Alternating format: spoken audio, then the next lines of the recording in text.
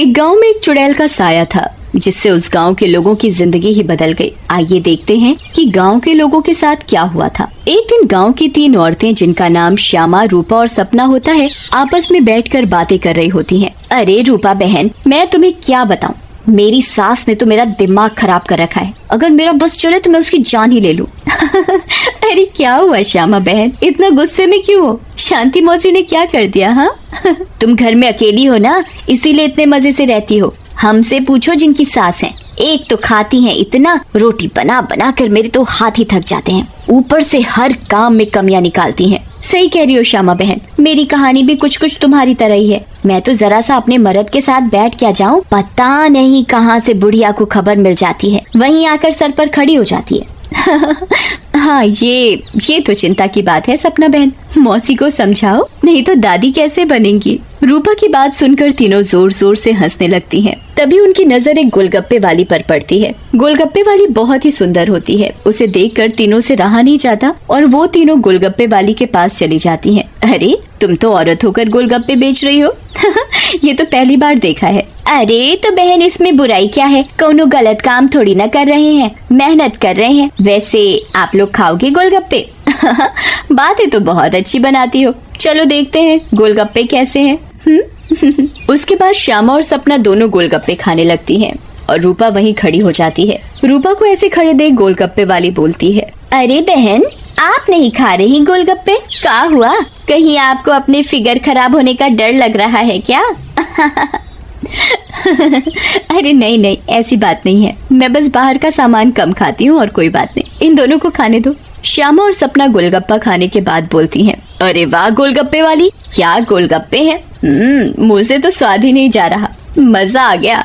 ऐसे गोलगप्पे मैंने जिंदगी में कभी नहीं खाए, तुम तो रोज आया करो, मैं तो रोज ही खाऊंगी। हाँ हाँ बहन जी, ये भी कहने की बात है, अब तो मैं रोज ही आया करूंगी, नया नया काम जो खोला है। उसके बाद वो गोलगप्पे वाली वहाँ से चली जाती है और वो तीनों औरतें भी अपने अपने घर चली जाती हैं। अगली सुबह रूपा पानी भरने के लिए कुएं पर जाती है। वहाँ औरतें आपस में बातें कर रही होती हैं। अरे रूपा बहन, पता है तुम्हें श्यामा और सपना कहाँ है? कहाँ है मतलब? अरे अपने घर पर होंगी और कहाँ? आहा, अरे नहीं रूपा बहन, वो दोनों अपने घरों से गायब हैं। कोई कह रहा था कि उनका चक्कर चल रहा था मर्दों के साथ और उन्हीं के साथ घर छोड़कर भाग गई हैं। बेचारे उन दोनों के पति। रूपा को ये बात सुनकर बहुत गुस्सा आता है और वो बोलती है, तुम्हें शर्म आनी चाहिए, औरत होकर औरतों के बारे में ऐसी बातें करते हो। ऐसा कहकर रूपा वहाँ से चली जाती है। शाम को वही गोलगप्पे वाली गांव में फिर से आती है। चीनू और टीनू नाम के 2 मंचूले उसे देखकर बोलते हैं, अबे टीनू, वो देख क्या लड़की है, एकदम 1 नंबर, ये तो तेरी भाभी बनने लायक है बेड़ू। सही कह रहा है चीनू, लेकिन इसमें थोड़ा गलती होने का, ये अपन की नहीं, तेरी भाभी बनने लायक है, समझा क्या? फिर वो दोनों गोलगप्पे वाली के पास जाते हैं और बोलते हैं, ए गोलगप्पे वाली, क्या गोलगप्पे खिलाएगी हम दोनों को? आप दोनों भी कैसी बातें करते हैं, ये गोलगप्पे क्या मैंने पानी भरकर होली में मारने के लिए रखे हैं? आप बहुत मजा किया हो मेरी तरह। वैसे क्या नाम है आपका? नाम में क्या रखा है साहब, आप गोलगप्पे खाइए ना, अगली बार आऊंगी तो नाम भी पता चल जाएगा। फिर चीनू और टीनू गोलगप्पे खाने लगते हैं। वाह, क्या गोलगप्पे हैं, इतने टेस्टी, लगता है तुम्हारे हाथ चूम लूं। मजा आ गया, मजा। फिर टीनू और चीनू गोलगप्पे वाली के सारे गोलगप्पे खा जाते हैं। अरे आप दोनों तो बहुत सारे गोलगप्पे खा गए, कहीं आपका पेट ना खराब हो जाए। कुछ नहीं होगा हम दोनों को, हम दोनों का बॉडी एकदम स्टील के माफिक है।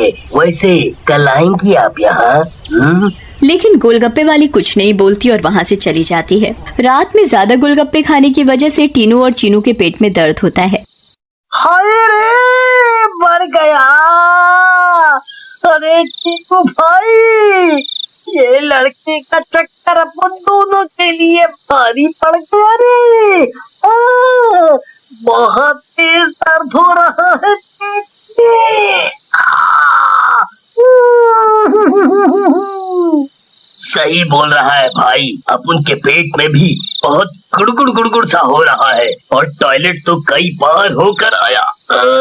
मर गया रे, फिर से आ गई। टीनू और चीनू दर्द के मारे पेट पकड़कर बैठे होते हैं। तभी वो गोलगप्पे वाली उनके पास आ जाती है और बोलती है, क्या हुआ मेरे आशिकों, ऐसे क्यों बैठे हो?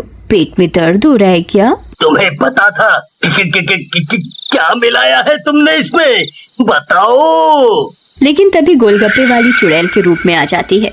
उसे ऐसे देखकर टीनू और चीनू दोनों घबरा जाते हैं और भागने लगते हैं।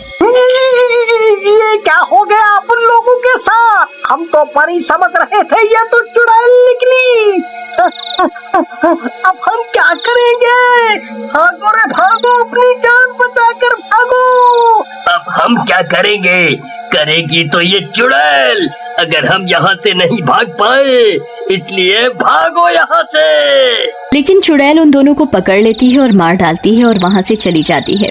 इसके बाद तो मानो ये रोज की बात हो जाती है। रोज वो चुड़ैल गोलगप्पे वाली बनकर आती और गोलगप्पे खिलाकर रात में लोगों को मार डालती। इन सब से गांव वाले बहुत परेशान हो जाते हैं और एक दिन पंचायत बिठाते हैं। पंचायत में रूपा भी जाती है। अरे भाइयों, गांव संकट में है, हम सबको मिलकर इस समस्या का समाधान निकालना पड़ेगा, नहीं तो एक एक करके पूरा गांव ही खाली हो जाएगा।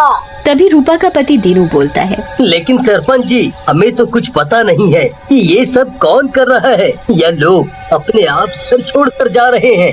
सही कह रहे हो दीनू बेटा, लेकिन हम ऐसे शांत तो नहीं बैठ सकते और अपने गांव वालों को जाने नहीं दे सकते।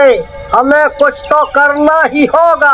हाँ। फिर पंचायत में कोई भी फैसला न निकलने पर सभी गांव वाले अपने अपने घर चले जाते हैं। उसी दिन दोपहर में चुड़ैल फिर से गोलगप्पे वाली का भेष बदल कर गाँव में आती है।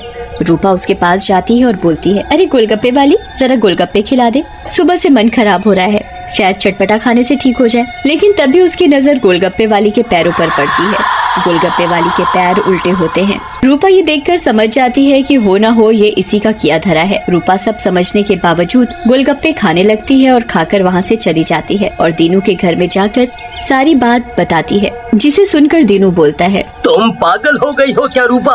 अगर उस गोलगप्पे वाली पर तुम्हें शक था तो तुमने गोलगप्पे क्यों खाए और अपनी जान जोखिम में क्यों डाली? मैंने अपनी जान जोखिम में नहीं डाली, तुमने एक बात पर ध्यान नहीं दिया। गांव में जितनी भी लाशें मिली हैं वो सिर्फ आदमियों की हैं, एक भी औरत की नहीं है। इसका मतलब ये है कि ये चुड़ैल अभी सिर्फ आदमियों को मार रही है। लेकिन रूपा, फिर भी औरतें तो गायब हो रही हैं और वो चुड़ैल निकली तो तुम उसका मुकाबला कैसे करोगी? हम औरतों में बड़ी शक्ति होती है, हम अगर अपनी पर आ जाएं तो किसी को भी अपने बस में कर लें। ये तो एक चुड़ैल है, इसे मैं देख लूंगी। तुम चिंता मत करो। फिर रूपा और दीनू अपने कमरे में सो जाते हैं, लेकिन रूपा की चिंता में दीनू को नींद नहीं आती और वो आंख बंद करके लेटा रहता है। रात में चुड़ैल उन दोनों के कमरे में आती है और रूपा को यूं आराम से सोते हुए देखकर हैरान रह जाती है। ये औरत तो वाकई बहुत निडर है, क्या मत सो रही है, लेकिन आज के बाद डरेगी। ऐसा कहकर चुड़ैल सोती हुई रूपा को उठा लेती है और जंगल की ओर चल पड़ती है। दीनू भी चुपचाप चुड़ैल का पीछा करने लगता है। चुड़ैल एक गुफा के सामने पहुंचकर रुक जाती है और गुफा को खोलती है। खुल जा सिमसिम। गुफा का दरवाजा खुल जाता है और चुड़ैल अंदर चली जाती है। दीनू भी चुपके से उनके पीछे पीछे अंदर चला जाता है। अंदर जाकर चुड़ैल रूपा को एक अंधेरे कमरे में ले जाती है और रोशनी करती है। जैसे ही वहाँ रोशनी होती है, गांव की बाकी औरतें भी रूपा को दिखाई देती हैं। श्यामा और सपना भी वहाँ होती है। अरे चुड़ैल, ये सब क्या है? गांव की औरतें, तुम ये क्या कर रही हो? लेकिन चुड़ैल कुछ नहीं बोलती। रूपा बहन, ये चुड़ैल पूर्णिमा के दिन हम सब औरतों की बलि देगी, बचा लो हमें। ये बचाएगी तुम्हें। इसकी जान तो खुद खतरे में है। तभी वहाँ दीनू आ जाता है और बोलता है, रूपा की नहीं चुड़ैल, बल्कि तू खतरे में है। दीनू सब औरतों को जलती मशाल दे देता है। चुड़ैल, तूने हमको और गांव वालों को बहुत परेशान किया है, गोलगप्पों की कसम तुझे छोड़ेंगे नहीं। ऐसा कहकर औरतें चुड़ैल के ऊपर मशाल डाल देती हैं और चुड़ैल जलने लगती है। मुझे जाने दो, छोड़ दो। लेकिन चुड़ैल थोड़ी ही देर में जलकर भस्म हो जाती है।